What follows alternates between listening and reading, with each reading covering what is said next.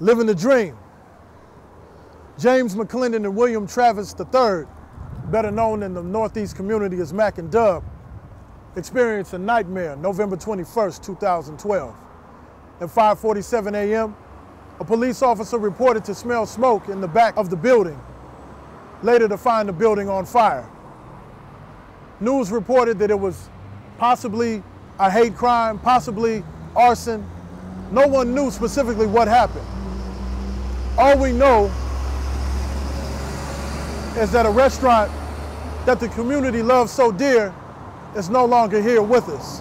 And we sat down with William and Jay to get the full story, to get an understanding on what happened and if they intend to come back stronger and more successful than ever. And this is what we got. Mack and Dub's Excellent Chicken and Waffles was established in 2011 and was definitely a treat for the neighborhood of Martin Luther King Boulevard and Fremont Street. In 2012, it had a fire that burnt down the building. And so here in 2013, people want to know, friends, customers, passerbys want to know what's next for Mack and Dub. We've been doing a lot of music, you know. We've been doing some shows and whatnot.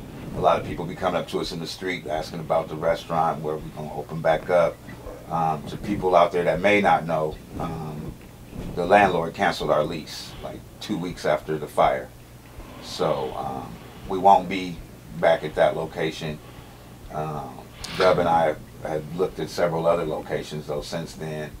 You know, nothing has ever panned out yet, but we might bring it back one day, you know. Until then, we've been doing music and doing a few shows, and we just finished a CD called Potlandia for the medical marijuana community, you know. And everybody else too, because they need to know. Like this, you know. Need to know about the Magic Plant. Mack and Dub's restaurant definitely left an imprint of taste and soul upon the Northeast neighborhood. It grew in popularity and patronage. So we had to ask, where did it all start? Whose idea was it? We were on tour in the Bay Area. When? This was in 2011. Okay. Prior to the restaurant opening up, you know, we're trying to figure out what are we gonna serve.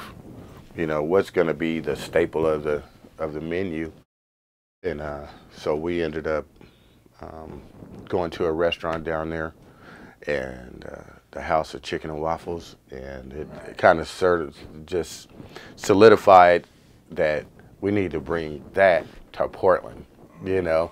And both of us come from families that, you know, cook. You know, my mom's a good cook, all kinds of food. Everything. You know. What I mean?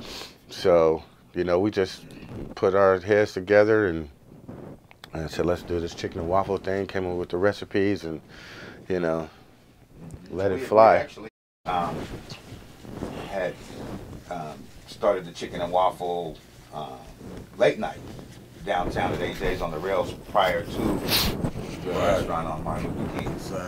So with the success of that, and then witnessing the success of this restaurant down in the Bay Area that was strictly only chicken and waffles. You know, they had various kinds, you know, chicken and waffles, smothered, barbecue chicken. Chicken and 1 wing, chicken and 2 wings, chicken and 2 wings with 2 waffles, chicken and 3 legs and 2 wings and 1 waffle with extra gravy.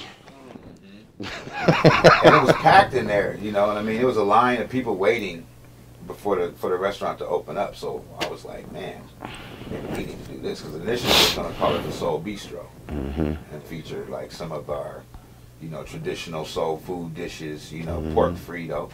Do the pork, you know, bro don't do the pork, you know. So we was gonna do a Soul Bistro healthy, you know, because that was very important to us to make sure it's healthy. Even with the chicken and waffles, when we finally decided to do the chicken and waffles, we had a healthy side to our menu as well. So Mack and Dub established the location of the restaurant and built it from the inside out, made it look really nice, and opened up the doors to the neighborhood. So how did they create the food? What was the magic behind the recipes? And the technique on the, see, that's what the people don't know. The technique on frying the chicken is really important, because really, even though you're sticking it in a whole big vat of vegetable oil, your chicken is cold and the grease is super hot, so it kind of like encases it in this little barrier, right? Because the cold is going to push out on the hot going to push in on the cold, and it kind of just vacuums it in, and it cooks it, and makes it moist and juicy. You cook it to the right temperature, you pull it out, and oh my goodness. It's super juicy and delicious, but not dripping on your shirt because of the grease. So the restaurant's established, the recipe's established, everything is magic, things are looking good until that tragic night of November 2012 when the fire happened. So this is how the story goes and the aftermath. Phone call comes and it's like 11 o'clock at night. And the following morning, you got to get up and get everything ready. We had been closed on Monday and Tuesday, right? So Wednesday is open first day of the week for us. And then back to business. And so the alarm company calls at about 11. I'll just say that's a ballpark, about 11 o'clock. And then they said, oh, we received a tamper signal. I said, well, what does that mean? They were like, well, it's kind of like your door shaking. And it happened to be a really, really windy night that night. It was just really windy. And the person said that to me on the phone. It's very windy tonight. It could very well be just it moved the contact strip from your door. So I said, okay, well, should we call the police? They were like, oh, well, let's check on it. About 5 minutes later, because I was like, let me call these fools back. I called them back. I said, did it do it again? Did you get any signals throughout the building? Anywhere else? Because we had motion detectors and alarms throughout the whole entire premises, They were like, no. There's no movement, no anything. It very well probably was just the wind. So I said, okay. The alarm company says it's cool. There's no movement in the building. Because you figure if it was a break-in, 5 minutes, somebody would have walked through, did whatever they're going to do, And so they said, no. And so I laid down.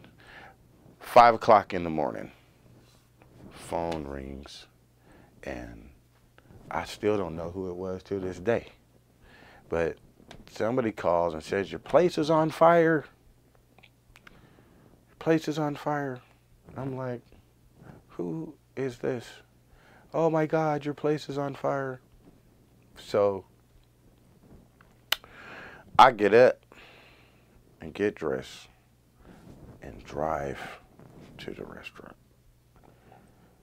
And there's fire trucks and everybody in the big boom shooting. There's smoke everywhere. It's just bananas. I call Mack and tell them and stick around. And yeah, man, it was pretty, that's how that happened. So we get a phone call again from the alarm company at 9 o'clock in the morning. Way after the fact. 9 in the 4 morning. hours later. Not 4. 10 hours later. They called at 11 p.m. the night before. Well, they called back at 9 in the morning. They were like, oh, we've got a phone call from the fire department and it said there was a fire at your place. I'm like, well, they call. I found out about that 4 hours ago. You guys are just now calling. And so, we were just a little perturbed about all that. That was a rough morning. Yeah. So then, the place is burnt out. It's, we're looking at our dream smoldering. Not to mention we had a recording studio in the back with all years and years worth of equipment, all the cuts, all the LP collections, for mixing and whatever. Stuff that we was just working on. We had just did a thing with Les Schwab. They were going to help us branch out and do more advertising. We just did a Les Schwab TV commercial. And so one of the ladies that helped put it together was like, hey, you know, I was trying to start an advertising company. I could probably help you. So we were like, cool. So we were going to start recording some like other commercials, and she was going to help us market it and stuff like that. So it was just kind of like, you know, we had the restaurant going on, we had the music going on, and this advertisement opportunity going on all at once, you know. So it was just kind of like riding the height of everything, going great. About to celebrate a year. Yeah, our first year was coming up in February. Because we opened up on February 1st, the first day of Black History Month on MLK. Yeah. You know? Yeah. That was exciting. We was looking forward to that for sure. You know, and then, you know, a lot of businesses never make it a year. But we didn't think that we wouldn't make it a year behind hate crime. You know? And then with our property manager and our landlord and their attorney, they canceled on us several weeks after the fire. They just... And the cool part about that is, like, you know, we had to walk through the restaurant, you know, afterwards and stuff like that, and it was rough on everybody. And I remember him coming up to me and was like, well, hey, you know, you guys still want to do it, right? And I'm like, yes, sir. We still want to, you know, this ain't going to stop us. You know what I mean? And so he goes, okay, well, why don't you draw some sketches up as far as how you might want to expand the kitchen? You guys need a bigger kitchen back there. And I was like, that's what's up. So that felt good. Like, man, right on, man. So Dub and I, we started sketching. Again. Okay, we're going to make this look like this over here. We can put this over here. We can maybe make the stage a little bigger, maybe expand it back. You know what I mean? And then we get a call a couple weeks later from the attorney of our landlord, like, hey, yes, he doesn't want to continue the lease. He's going to break the lease, and we'll be sending you guys your deposits back. You know, and it was like, really? So why is that? Well, I mean, why doesn't he want to do the lease? You know, how can he do that? You know, and you know, there was a thick lease agreement that we signed. There was a clause in there. And there was a clause in there, and he sent us a copy of the clause saying, you know, if there's X amount of damage done to the property that the landlord has. Be it if it's our fault or not. Right, right. They got the opportunity or the ability to cancel the agreement. And so that's what they chose, and that was in their rights to do that. You know, it was devastating for us even more. So there goes the fire, and now there's no opportunity for us to go back to the same place where we built it at. And they still got our poster up on the window to this day. Right now. You know, I drove by there the other day. It was like, okay, you know, he may reconsider. You know, who knows? You know, if it's a demand from the people, you know what I mean. I would love to, you know, get it back going. Get another location. I'd love to do it right where it was at. You know, there's nothing opened up since then. I've seen some people come and going in and out, but as far as there's another business opening up right there, I haven't seen it open up yet. So. Now we had just put the 20-foot stage in the back with the 16-foot bar, bamboo, you know. It was all painted. I was supposed to be coming in hosting the weekly yes. show. Right? You know, had the poetry night going on. Had just started doing some stuff with Stage 6 with some of the, you know, electronic dance music parties and stuff. So the general public and the friends of Mack and Dub all wonder now, what's the next move? What are they going to do? I mean, like Mack was saying earlier, we've been surveying and trying to find a new location. But, you know, the investigation's been ongoing ever since last year because it was an arson and it was a hate crime, you know, because they painted, like I said, something real derogatory in our courtyard back there. And so we've just been waiting for fire, police, you know, forensics to finish their investigation so that our insurance can settle with us because, you know, we had not only our blood, sweat, and tears, but our money and some other people's money tied up into the restaurant. So we ended up losing a lot, you know, and that was like a tough Christmas for the babies that year, you know, the families, you know. Think about it too, like maybe like months, was that August? It was August. The August before the fire, my car was broken into. Mm-hmm. A lot of stuff was stolen out of my car. It was parked in the restaurant lot early that morning. Got broken into, you know, and we had to, you know, fire a couple of people, and we had a lawsuit with a previous business partner.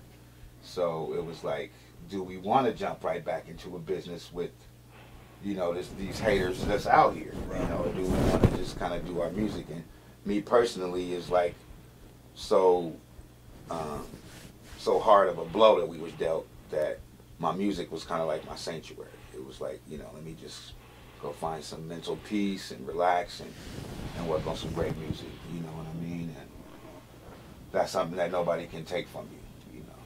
So that's what I, you know, was really finding some tranquility with, as well as, you know, still thinking about doing another restaurant. You know, it kind of hurt my feelings when the landlord didn't want to let us continue doing business there.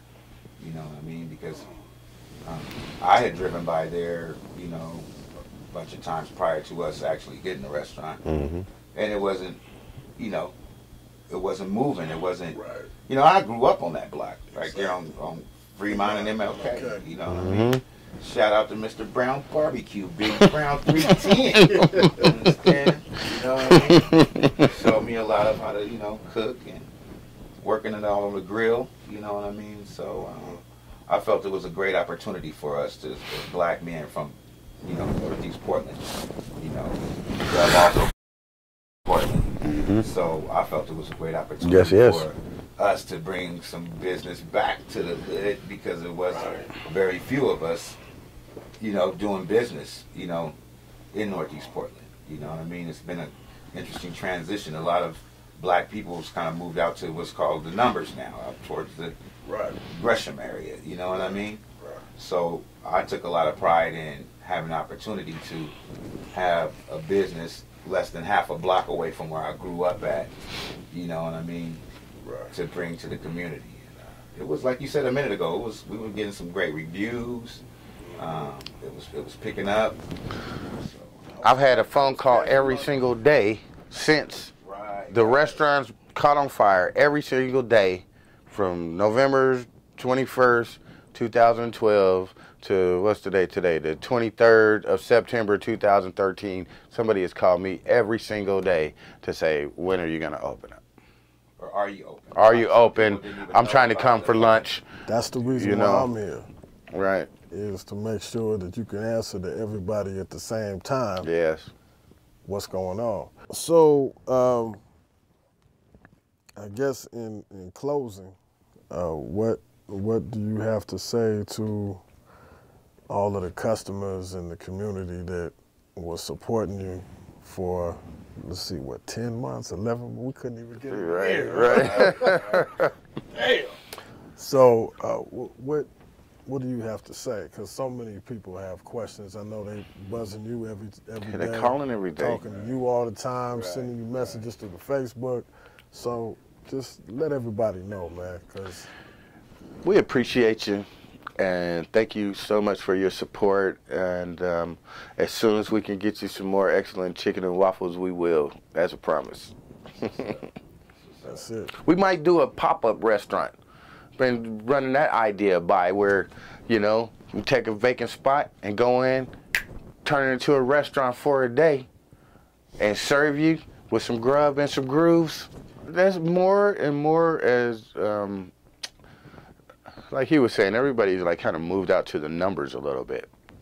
But out there, there's an exodus of big business that people aren't even realizing. Like some of the larger stores and like anchor businesses like Safeway and Albertsons are moving out of Gresham area from like 168, from 140, all that kind of area.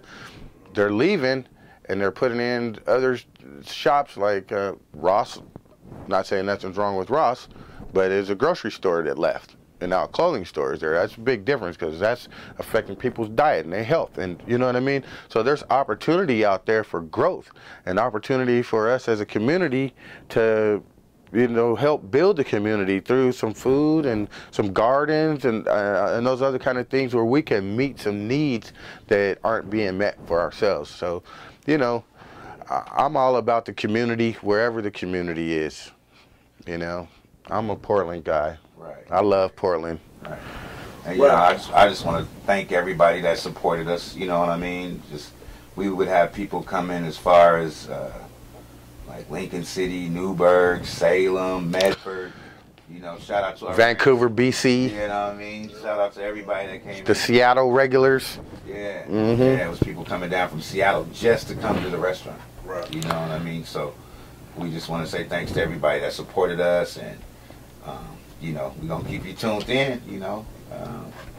One thing about cooking and the recipes, they're still right here. You know what I mean? They're not going anywhere. Right. The right opportunity comes, the right location comes. Hey, and especially having seen that it did work. That would give me an incentive to do it again. Having seen that this will actually work. That the reason that some communities are war zones and some are not is not at bottom about the number of guns in those communities.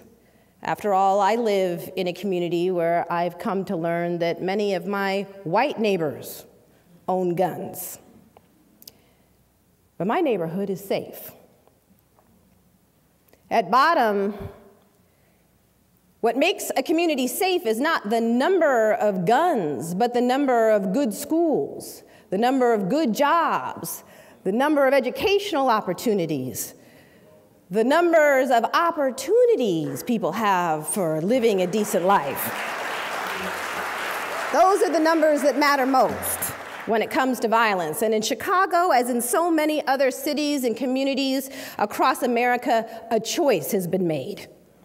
It is a deliberate choice, and it is a choice that has been made over and over and over again. Rather than good schools, we have been willing to build high-tech prisons. Rather than create jobs and invest in the communities that need it most, we have embarked on an unprecedented race to incarcerate that has left millions of Americans permanently locked up or locked out.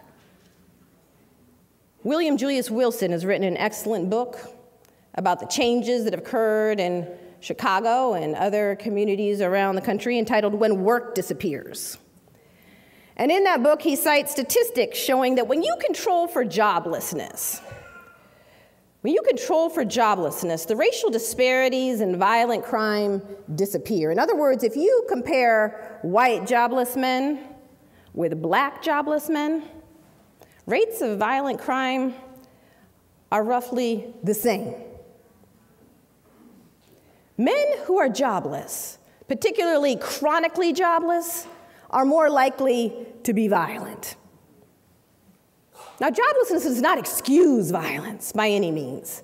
Most people who are jobless do not resort to violence. But what we know, and what is no secret, is that communities that are plagued by exceedingly high levels of joblessness are likely to be violent.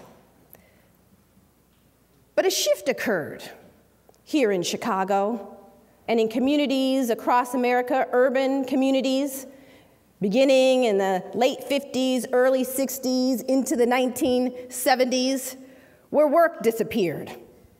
It used to be that factories would be located in urban areas near segregated black communities so those factories could have quick and easy access to cheap black labor. In fact, as late as 1970, more than 70% of all African Americans working in the Chicago area held blue-collar jobs, factory jobs. Almost overnight, those jobs vanished.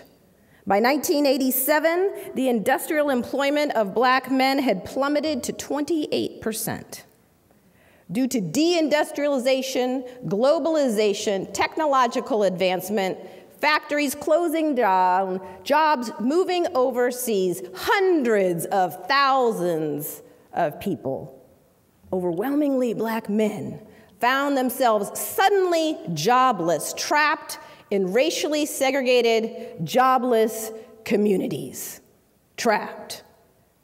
economic collapse occurred in urban areas across the country. Now, we could have responded to this crisis, to this literal depression occurring in cities like Chicago and Baltimore and Philadelphia and Detroit and beyond. We could have responded to this crisis, this economic collapse, this literal depression, with an outpouring of care, compassion, and concern. We could have responded with bailout packages, economic stimulus programs. We could have provided job training, particularly to young people coming up in these communities, so they could make the rough transition from an industrial economy to a service-based economy. But no, we chose a different road, a road more familiar when it comes to matters of race. We chose the road of division, punitiveness, and despair. We, as a society, ended the war on poverty and declared the war on drugs. Black men found themselves suddenly disposable, no longer necessary to the functioning of the US economy, precisely at the same moment that a backlash was brewing against the civil rights movement, a backlash that made it convenient for politicians to demonize Black men as criminals, as shiftless, as unwilling to work. And so this war on drugs was declared, and Black men found that they were no longer needed to work in the fields, no longer needed to labor in factories, and they found themselves scapegoats, pawns in political games, the enemy in a new war, and were rounded up by the millions, locked up, and then permanently locked out. Hi, I'm Ann Hardesty, and welcome to The Truth Report. You are just listening to Michelle Alexander, the author of The New Jim Crow, Mass Incarceration in the Time of Color Blindness. And Michelle Alexander had a significant role in Portland's desire to create the campaign to end the new Jim Crow. In fact, the committee started shortly after we were able to bring Michelle Alexander to Portland. She came to Maranatha Church, where we had over 1,200 people in attendance that came out to hear more about Michelle Alexander and her national work around mass incarceration. In a little while, we're going to show you a video that comes out of a march that we did here in Portland a month ago around the verdict of Trayvon Martin. 1,000 people came out to participate in this event, and we think this is significant because the people that are most impacted by mass incarceration, of course, being people who've been incarcerated, family members, people who are back in a community looking for employment, opportunities, all are really impacted about the laws that Michelle Alexander talked about and the long-term implications of those laws. For the Portland campaign, we came up with a mission statement that I think it's really appropriate to share with you at this point. Forgive me while I put on my eyes because I can't see as good as I used to. But the Portland campaign to end the new Jim Crow is dedicated to building an inclusive grassroots movement to dismantle the new Jim Crow and its racist practices.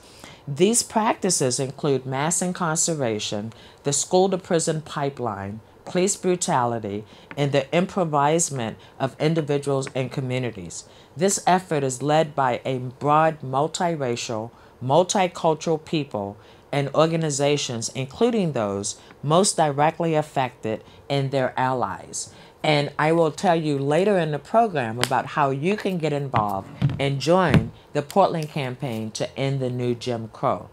We're now going to go back and watch an excerpt from a video clip from the rally or after the Trayvon Martin verdict was announced. Fred Bryant is the father of Keaton Otis. Fred Bryant, since his son was killed by Portland police in May of 2010, has monthly had a vigil at the site where his son was shot and killed. So for those of you who may have been living like in a foreign country and didn't hear the story about Keaton Otis, let me give you the short version before I bring his dad up. He's riding down in the street in his mother's car in Northeast Portland. He's on Halsey and right off Broadway. Two police officers who were part of the gang enforcement unit looked over at him and decided that he looked like he might be a gang member. Then they said that he looked at them aggressively as if to say, do they know what I know? I have a report here in my hand from the Certified Smart People, the CIO group, the OIR group, which is paid by our taxpayer money to review in-custody police shootings. And the most devastating thing about this report is that they say that Keaton Otis' death was not based on his race. And so I'm going to ask you a couple of questions, because if you look at page 84 of this report, it tells you what the officers were going through their minds when they stopped Keaton Otis in the first place. And so you see if you agree with me that this may have had something to do with race.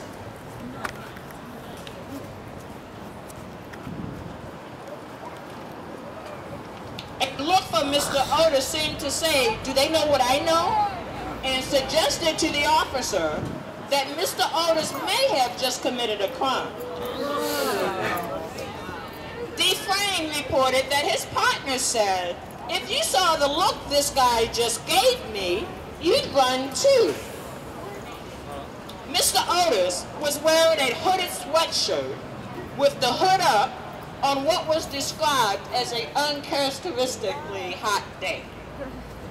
Mr. Otis did not seem to fit the car in that it seemed like one an older woman, not a younger man, would drive. Mr. Otis looks like he could be a gangster. Now I am asking you, the public, you be the jury. Those questions, do you believe if Keaton Otis had been a white 22-year-old man riding down the street on Halsey, that was the questions that the police would have had going through their mind? No!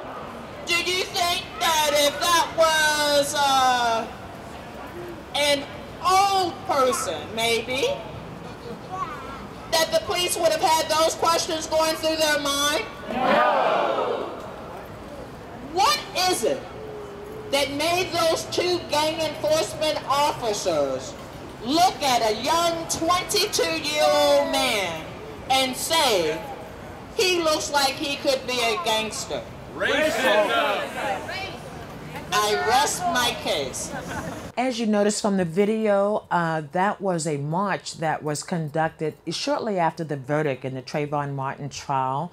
I wish you could have seen another piece of it, which Fred Bryant was being introduced, who's the dad of Keaton Otis, who was shot and killed by the police. The Portland campaign to end the new Jim Crow, one of their first campaigns that they're taking up will be to hold a community grand jury sometime this fall to ask the public whether or not the police acted appropriately in the death of Keaton Otis. For more information, we have a Facebook page that you can go to.